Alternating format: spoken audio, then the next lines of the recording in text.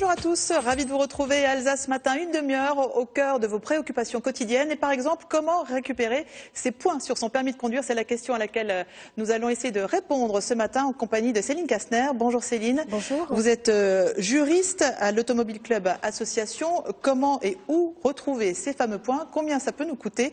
Explication avec vous dans quelques minutes. Et puis Alsace Matin s'occupe aussi de vos loisirs et de vos idées de sortie. C'est un concert que l'on vous invite aujourd'hui, celui de Pauline Haas. Bonjour Pauline. Bonjour. Vous êtes une jeune harpiste virtuose, nominée aux Victoires de la musique classique l'an passé. Vous ouvrez cette année la saison de l'AJAM, l'association des amis des jeunes artistes musiciens. Vous serez notamment en concert ce soir au Conservatoire de Strasbourg. Et puis, comme tous les jours, nous prenons la route, histoire de prendre un petit bol d'air frais, en compagnie ce matin de Véronique Arnoul, qui se trouve du côté de Marlenheim. Bonjour Véronique. Bonjour Astrid, et franchement, on se croirait sur la colline d'Hollywood, non? C'était bien les faire chercher par le grand-père Mosbach quand il a installé cette enseigne sur son domaine.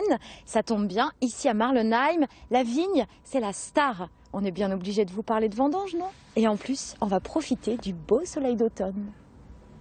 Comment récupérer ses points sur son permis de conduire? Céline Kastner, on va d'abord rappeler que ce permis à 12 points, à combien d'années déjà?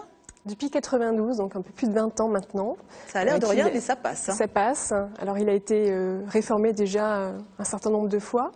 Il pourrait encore l'être si on se penchait sur vraiment la réalité du trafic, du nombre d'automobilistes. Mais effectivement, c'est un peu plus de 20 ans maintenant qu'il existe. Voilà, c'est vrai que la société a évolué en 20 ans et il y a quelques aménagements. Il pourrait y en avoir d'autres, c'est ce que vous nous dites. On en parlera évidemment dans quelques instants. Alors, à titre indicatif, téléphoner au volant, changer de direction sans mettre son clignotant ou oublier sa ceinture de sécurité, c'est 3 points. Ce sont quand même des infractions qui sont assez courantes. Quand vous dépassez, vous faites un excès de vitesse de moins de 20 km/h, c'est 1 point. C'est dire si votre quota de points peut fondre assez rapidement. On écoute un petit témoignage.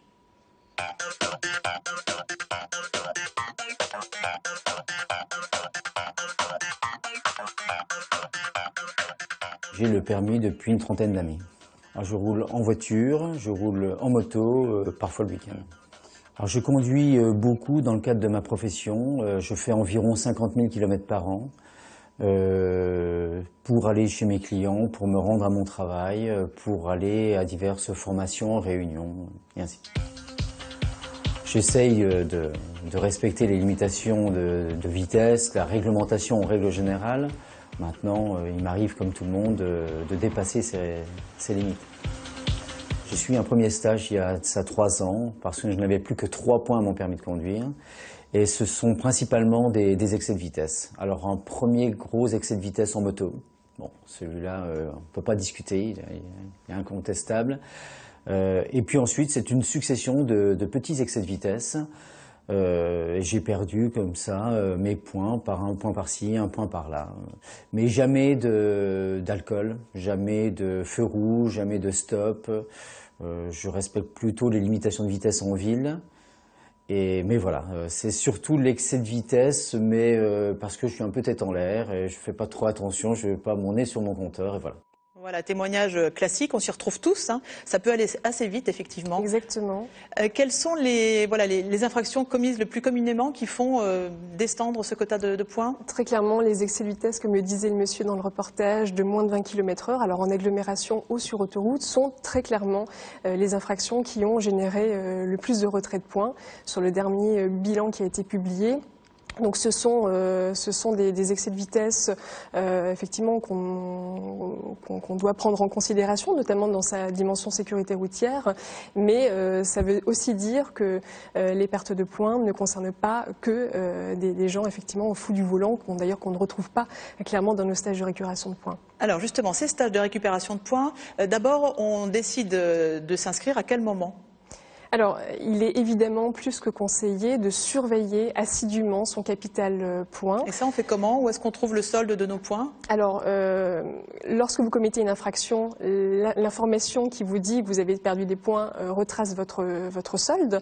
Mais l'idée étant de ne pas forcément se fier à cette lettre-là qui peut arriver très tardivement ou ne peut ne pas arriver. Donc l'idée, c'est vraiment d'avoir une initiative, d'aller en préfecture ou sous-préfecture avec sa carte d'identité, son permis de conduire, d'avoir ce qu'on appelle un relevé information intégral.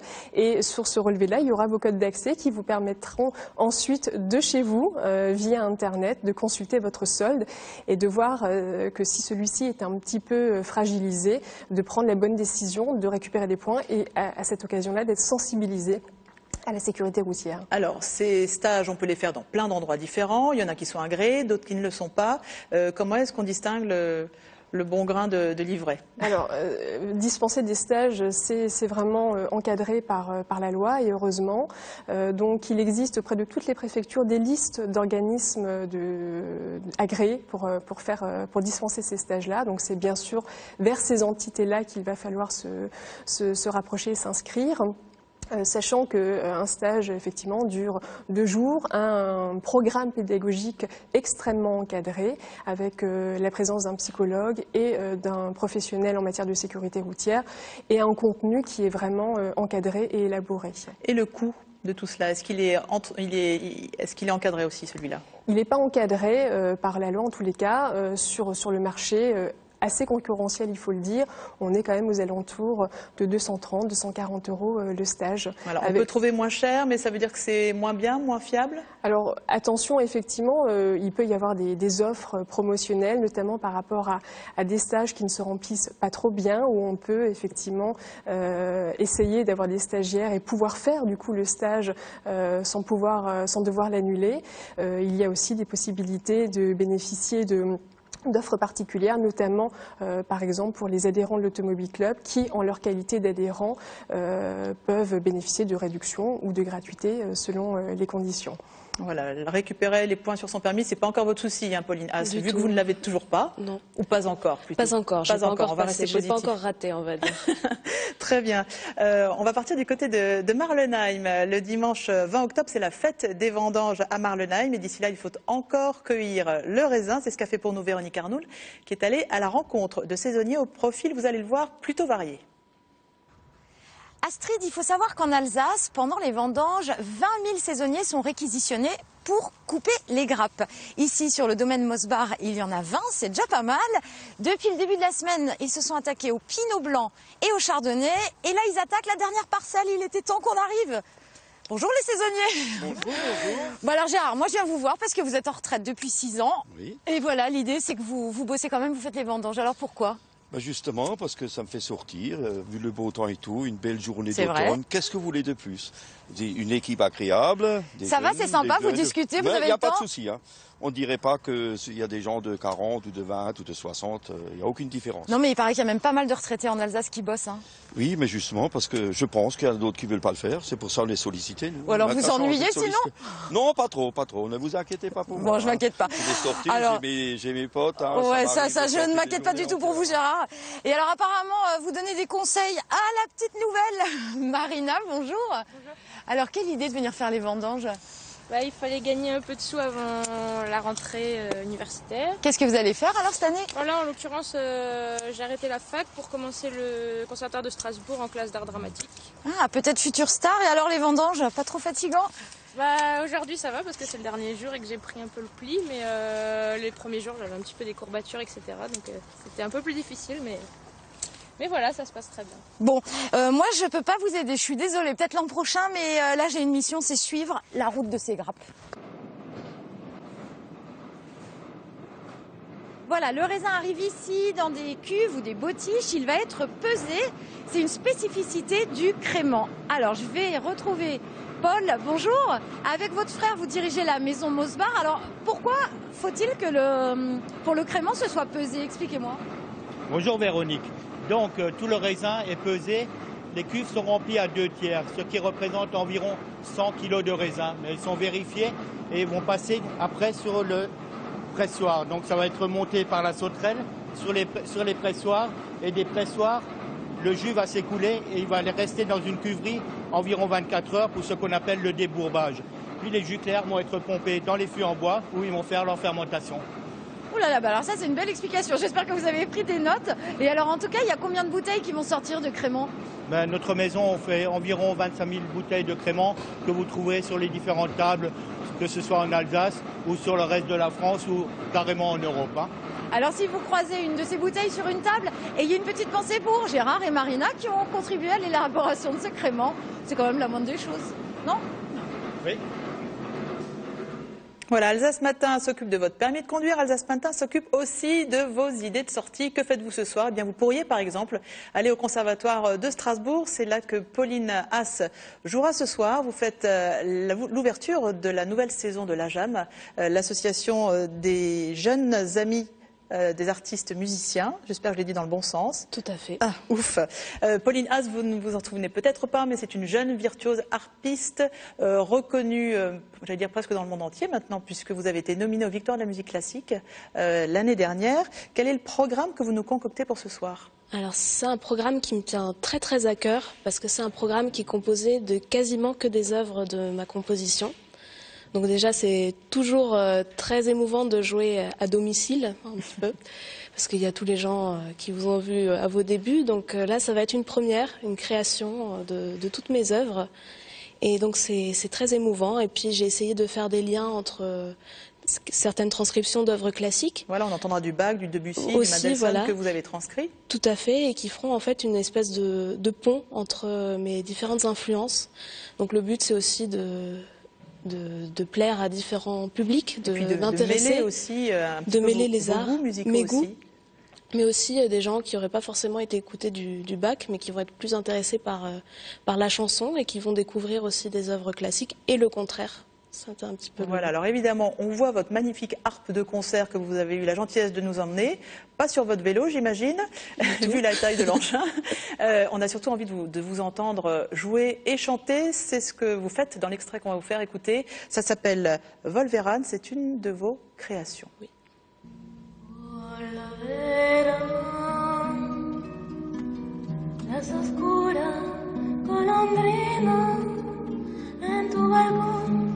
Sus nidos a colgar y otra vez con el ala sus cristales jugando llamarán, pero aquella que el vuelo refrenaba tu hermosura y mi dicha al contemplar aquella que aprendieron nuestros nombres.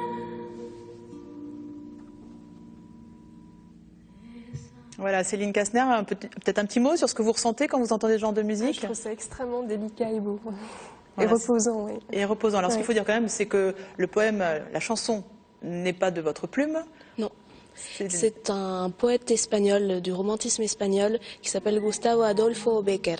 Voilà, en fait, c'était le poète préféré de ma grand-mère. Donc j'ai voulu lui rendre hommage parce qu'elle est morte quelques mois avant que je ne commence la harpe. Donc elle n'a jamais pu m'entendre. Alors la harpe, vous l'avez commencé toute petite? J'avais 8 ans et demi. 8 ans et demi, vous êtes née à Strasbourg, on le précise quand même, en 92, vous faites le calcul, hein, Pauline est toute jeune, vous l'aurez compris. Votre papa est altiste à l'Orchestre Philharmonique de Strasbourg, votre maman prof de violon, vous étiez un petit peu programmée quand même pour tomber dans la musique? Pas du tout.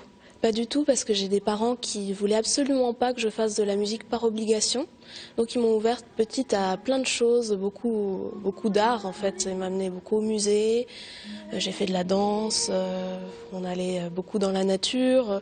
J'aurais pu faire à peu près ce que je voulais, ils m'auraient suivi. Et la musique, ça a été une évidence, mais c'est pas du tout parce que j'y étais poussée. Voilà, la harpe, ça a été un coup de foudre. Vous avez commencé à 8 ans. À 11 ans, je lisais, vous remportiez quand même le concours Lili Liaskin. À 13. 13. Voilà, excusez-moi, 2 ans d'écart, mais c'est quand même assez incroyable. Vous êtes la seule harpiste française à avoir décroché un prix, la meilleure interprétation de l'œuvre contemporaine imposée également. Et puis, on le disait, l'année dernière, vous étiez nominée révélation soliste de l'année aux Victoires de la musique classique.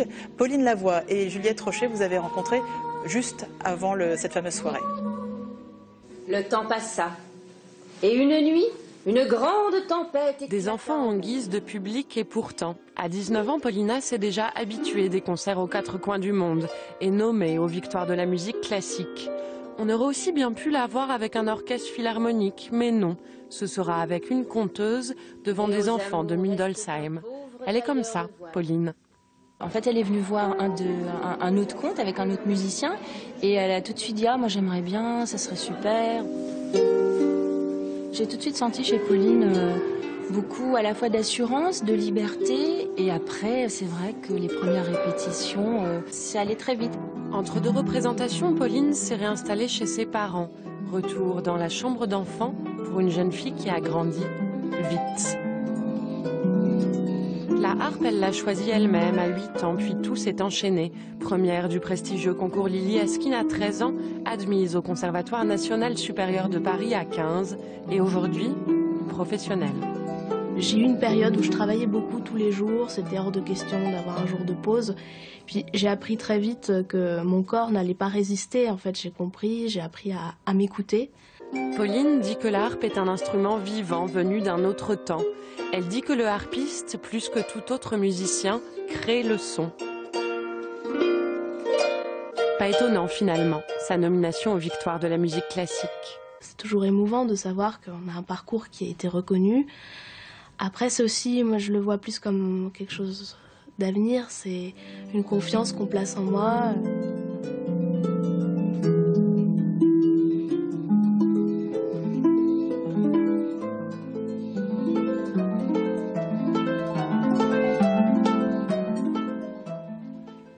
Voilà, Pauline Haas, que vous pouvez entendre ce soir au Conservatoire de Strasbourg à partir de 20h. Et puis dimanche, vous serez à 11h au Cheval Blanc de Schiltigheim pour toutes les autres dates à travers l'Alsace et sur le site de l'AJAM qu'il faut se rendre. Pour les Victoires de la musique, vous aviez voulu jouer du Arthur H, ça vous a été refusé?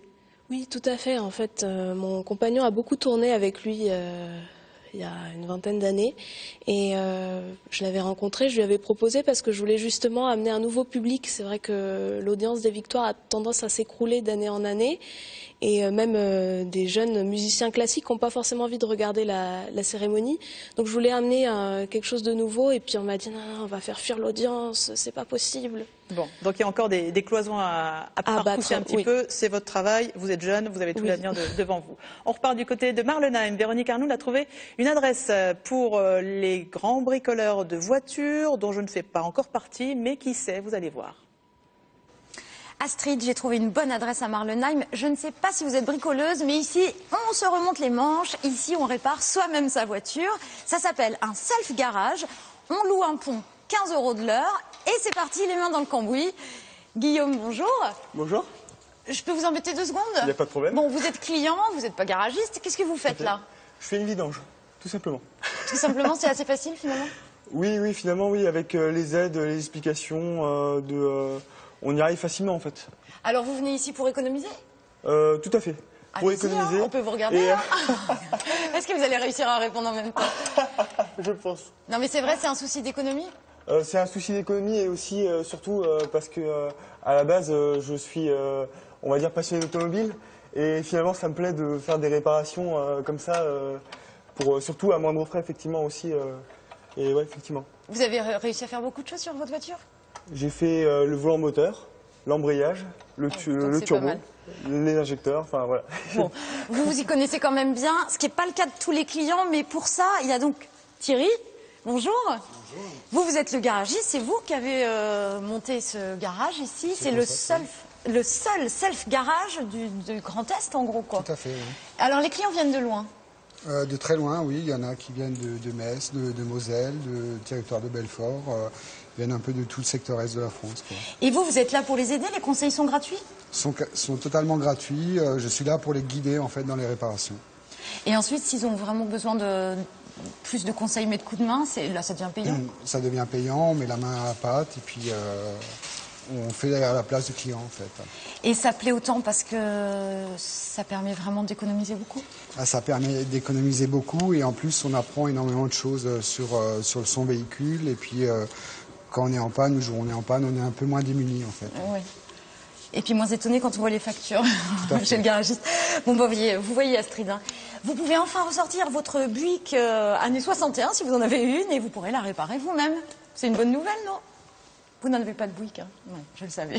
Non, j'ai pas de Buick et elle ne serait pas ravie, je pense, si c'était moi qui devais la réparer. Nous parlons de votre permis de conduire. 12 points, normalement, c'est le quota maximum. Évidemment, ça fond comme neige au soleil assez rapidement, il faut bien le dire. Céline Kastner, quand le capital de points tombe à 0, qu'est-ce qui se passe? Zéro permis veut dire 0 point, veut dire 0 permis, pardon. Faut tout recommencer? Voilà, donc concrètement pour notamment les jeunes conducteurs, ça suppose de repasser le code et la pratique. Et si par contre vous avez quelques années de permis derrière vous, 3 au moins, vous avez la possibilité effectivement de ne passer que le code, d'éviter la pratique. Mais par contre, votre nouveau permis sera un permis probatoire à 6 points. Alors là, pour le coup, vous ne serez pas soumis aux vitesses jeunes conducteurs, vous n'aurez pas besoin de mettre le A sur votre véhicule, vous n'aurez pas les majorations en termes d'assurance. Mais par contre, il faudra effectivement patienter un peu pour reconstituer l'intégralité de votre capital à 12 points. Et puis pour finir, on va tordre le cou à une rumeur. Ça n'est pas parce qu'on a son permis depuis 1970 qu'il ne comporte pas 12 points. Effectivement, c'est une rumeur récurrente sur Internet qui est assez coriace et qui donne beaucoup d'illusions aux titulaires du permis de conduire. Donc le permis a été instauré en 92, le permis à points, mais pour autant, tous les permis de conduire, même délivrés avant, sont soumis au dispositif de la perte de points en cas d'infraction. Voilà, qu'on se le dise. Merci pour toutes ces informations très pratiques. Informations et inscriptions à ces stages de récupération de points au 08 20 00 25 15 ou via le site de l'Automobile Club Association. Merci à vous, Céline Kastner. Merci, Pauline Haas, d'être venue accompagnée de votre belle harpe.